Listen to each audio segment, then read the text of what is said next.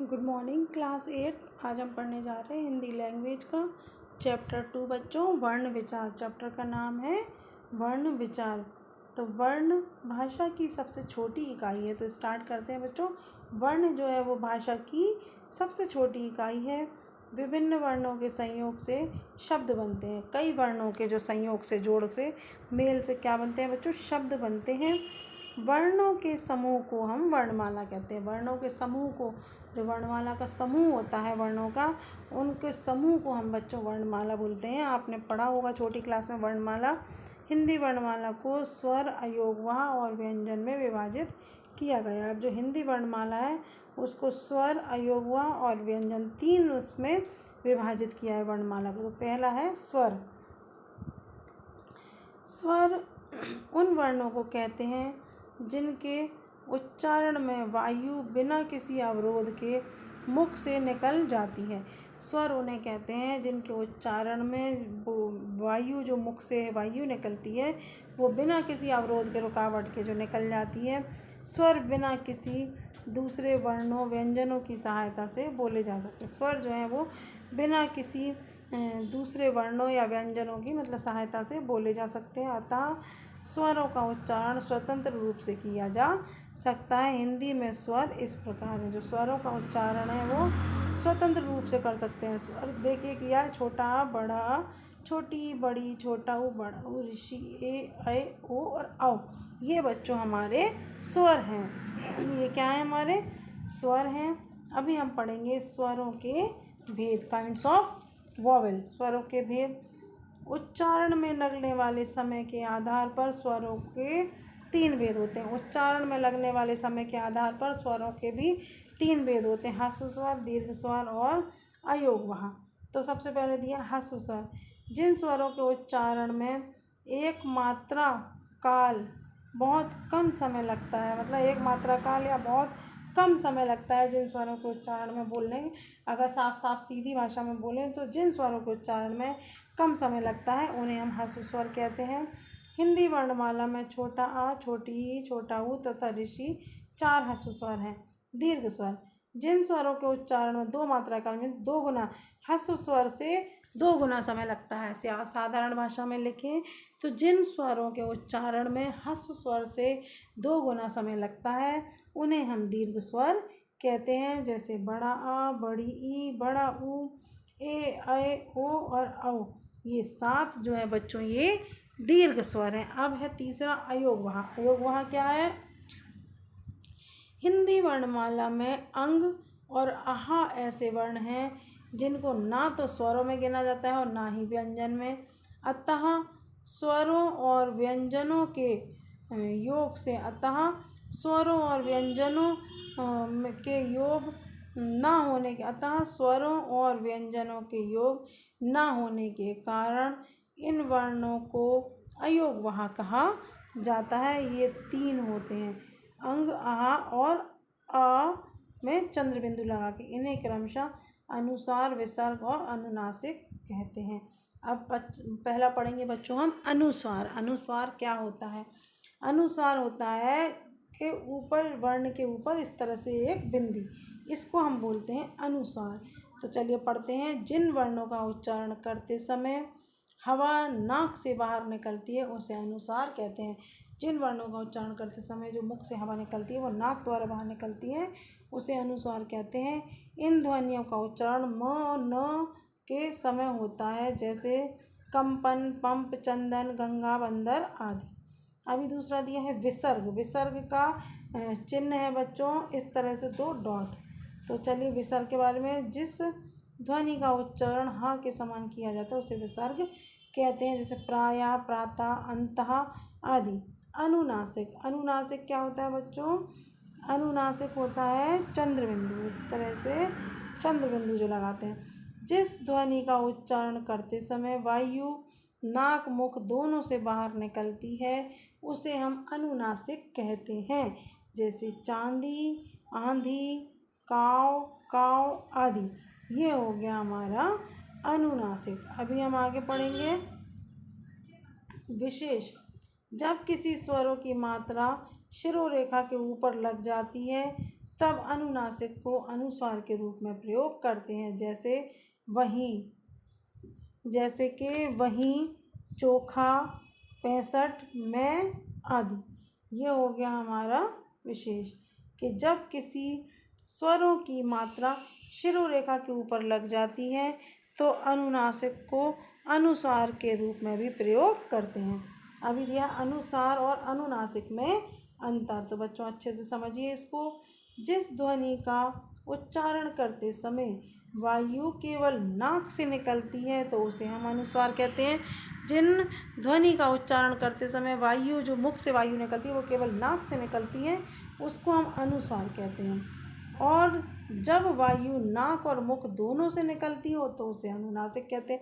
सिर्फ नाक से वायु निकल रही तो हो गया हमारा अनुस्वार, और नाक और मुख दोनों से निकल रही है तो अनुनासिक हो गया। जैसे अनुसार गंगा, चंदा, चंदा, चंगा और बंदर। अनुनासिक पाँव, छाँव, चांद, तोंद, चोंच आदि। अभी दिया है व्यंजन। जिनका उच्चारण स्वरों की सहायता से होता है उनको हम व्यंजन कहते हैं। जिनका जो उच्चारण है वो स्वरों की सहायता से होता है उसे व्यंजन कहते हैं। उच्चारण के आधार पर व्यंजन के निम्नलिखित भेद हैं।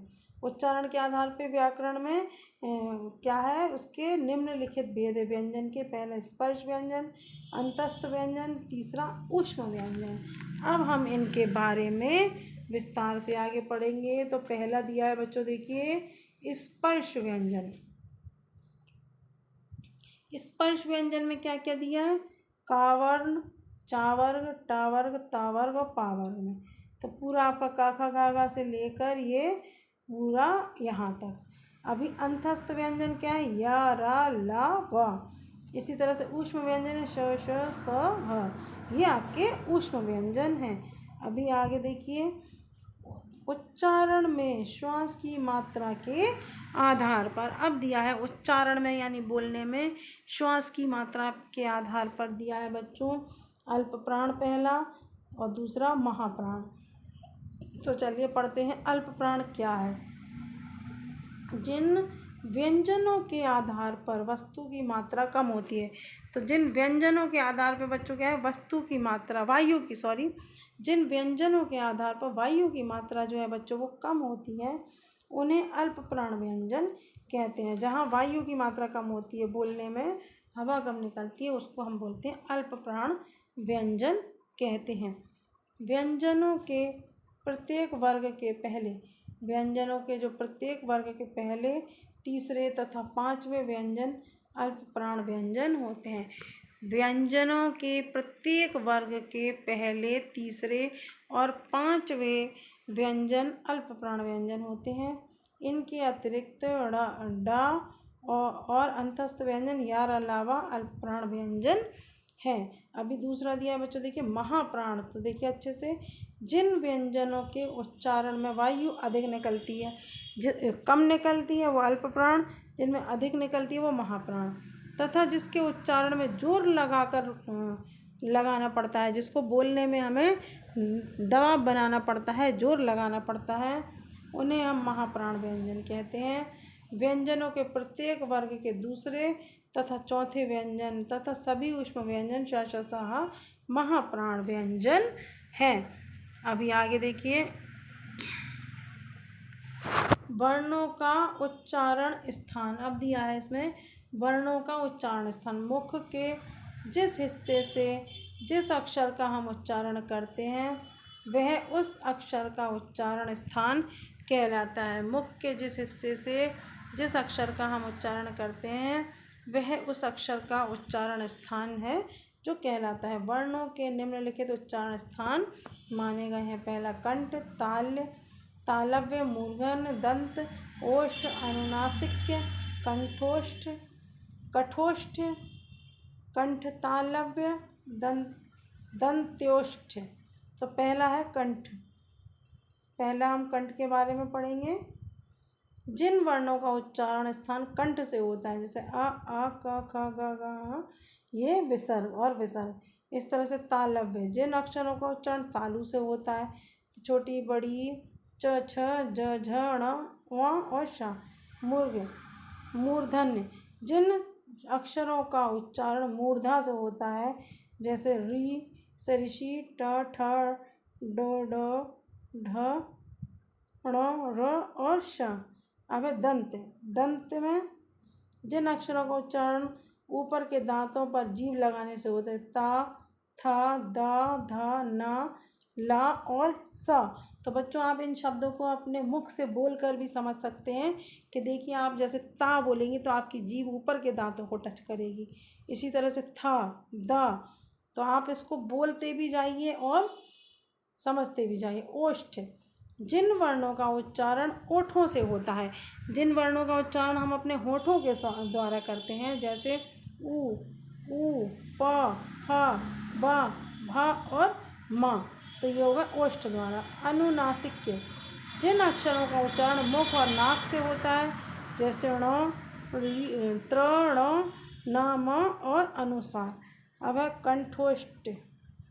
कंठोष्ठ, जिन वर्णों का उच्चारण कंठ और ओष्ठ की सहायता से होता है, ओ और औ। कंठ तालव्य, जिन वर्णों का उच्चारण कंठ और तालु से होता है, जैसे व। दंत्योष्ठ, जिन वर्णों का उच्चारण दांत और ओष्ठ दोनों से होता है, जैसे कि व। अब दिया है बच्चों आपको उच्चारण तालिका। तो देखिए आप इस तालिका में क्रम संख्या कंठ से आ, ये आपके स्पर्श हुए और ऊष्म निकला ह। तालव्य से छोटी बड़ी ये आपके स्पर्श हुए और या और शा। मूर्धन्य में री निकला, ट, ठ, ड, ण, रा और शा। दंत में कुछ नहीं, त, थ, द, ध, न, ल और सा। ओष्ठ ऊ और बड़ा ऊ, प, फ, ब, भ, म। ये आपके उच्चारण तालिका हो गए। अब आगे देखिए बच्चों क्या दिया है तालिका में ही छठवें नंबर पे दिया है अनुनासिक। अनुनासिक में ण, वहाँ न, ण, म और अनुसार। फिर कंठोष्ठ में ओ और आओ, इधर कुछ नहीं है। कंठ तालव्य में ए आए, दंतोष्ठ में भी कुछ नहीं है। इसके बाद हम आगे पढ़ेंगे संयुक्त व्यंजन। क्या है आगे? संयुक्त व्यंजन। ये दो या दो से अधिक व्यंजनों के मेल से बनने वाले व्यंजन को संयुक्त व्यंजन कहते हैं। जैसे क, श, क धन श बराबर छ, यक्ष रक्ष। त धन रा बराबर त्र, पत्र मित्र। ज धन व बराबर ज्ञा, यज्ञ ज्ञान। अब द्वित व्यंजन, जब एक वर्ण दो बार मिलता है तब उसे द्वित व्यंजन कहते हैं। कोई भी एक वर्ण दो बार मिलता है तो उसे द्वित व्यंजन। जैसे त धन त बराबर त, क धन क बराबर क, ड़ धन ड अड्डा, ल धन ल बराबर ल। तो इस तरह से कुत्ता, मक्का, अड्डा और लल्ला। अभी आगे है उत्क्षिप्त व्यंजन। ड़ और ढ को उत्क्षिप्त व्यंजन कहते हैं। इनका उच्चारण सामान्यतः मूर्धा से होता है, किंतु कभी कभी जीभ का अगला भाग उलटकर मूर्धा को लगने से भी वे उच्चारित नहीं होते। रा एवं उसके विविध रूप। अब रा और उसके विविध रूप दिए हैं। हिंदी वर्णमाला में एक ऐसा वर्ण भी है जिसका प्रयोग हम अनेक रूपों में करते हैं। यह विशिष्ट वर्ण है रा। अपने से पूर्व किसी स्वर रहित व्यंजन के न जाने पर स्वर युक्त रा को उसके मूल रूप में लिखा जाता है, जैसे रुपया, रेस, रौनक और रात। तो ये रा किस तरह से लिखते हैं? जब रा से पूर्व आने से पहले व्यंजन स्वर रहित है तो इसे उसके नीचे तिरछी रेखा के रूप में, देखिए का, और नीचे का में हमने नीचे ये रा बना दिया, तो ये हो गया हमारा क्रम। इसी तरह से हमने भा में हमने ये जो रा बनाया तो ये रा कहलाता है। इसके क्रम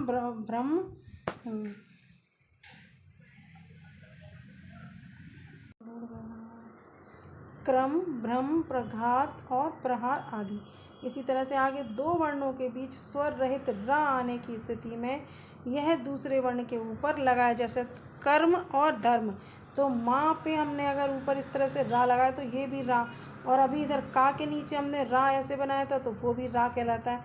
तो ये अलग अलग जगह पे हम अलग अलग तरह से लगाते हैं। इसी तरह से दिया है स्वर रहित टा और डा के साथ रा आने की स्थिति में दोनों वर्णों के नीचे अंग्रेजी के उल्टे वी के रूप में लगते हैं। अब देखिए इधर कैसा लग रहा है ट्रेन में, ये हमने नीचे ट्रा के नीचे ये जो दो इस तरह से एरो बनाएंगे इसको रा पढ़ते हैं, ट्रेन। इसी तरह से ट्रक, तो ये भी रा कहलाता है। इस तरह से आगे दिया है आपका स्वर रहित शा एवं ता के साथ रा आने की स्थिति में यह संयुक्त रूप से क्रमशः श्रा एवं त्रा बन जाता है, जैसे श्राप और त्रिशूल। तो जो श्रा में अगर हमने यहाँ लगाया तो ये भी हमारा रा बन जाता है। इसी तरह से पत्र में त्रा बनेगा, लेकिन ये बोलते इसको रा है आगे। तो आपने इसमें रा के कई तरह के रूप देखे कि हम रा को कितनी तरह से आगे लिख सकते हैं। इस तरह से ये चैप्टर बच्चों कंप्लीट हो गया। सेकंड चैप्टर आपका वर्ण विचार आप अच्छे से पढ़ लीजिए। नहीं समझ में आ रहा है आप ग्रुप में पूछ सकते हैं। इसके बाद आपको इसकी एक्सरसाइज कराई जाएगी।